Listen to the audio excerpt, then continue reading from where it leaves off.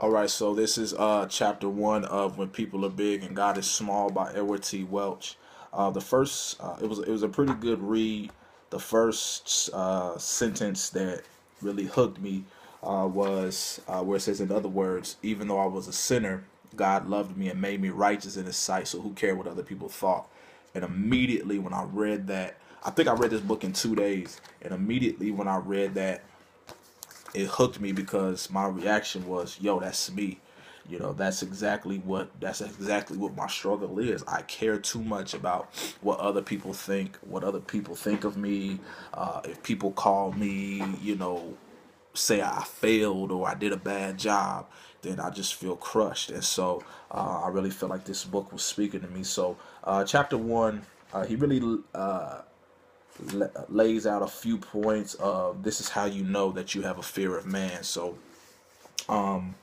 in chapter one, one part that stood out to me was, have you ever struggled with peer pressure? I do all the time. Not all the time, but in my past, growing up as a kid, I struggle with peer pressure. Now I don't really struggle that much with it. But this is where he really started hitting home for me. Are you overcommitted? Do you find that it is hard to say no, even when wisdom indicates that you should?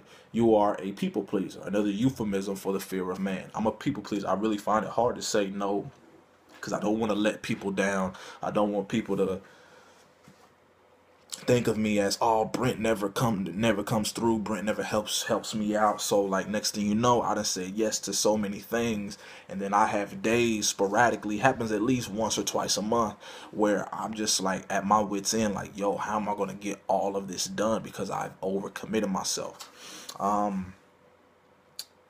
There is, do you feel as if you might be exposed as an imposter? Many business executives and apparently successful people do. The sense of being exposed is an expression of the fear of man. It means that the opinions of other people, especially their possible opinion that you are a failure, are able to control you. And I mean, this is me. Another one. Are you always second guessing decisions because of what other people might think? All the time. Like, I'm always second guessing myself.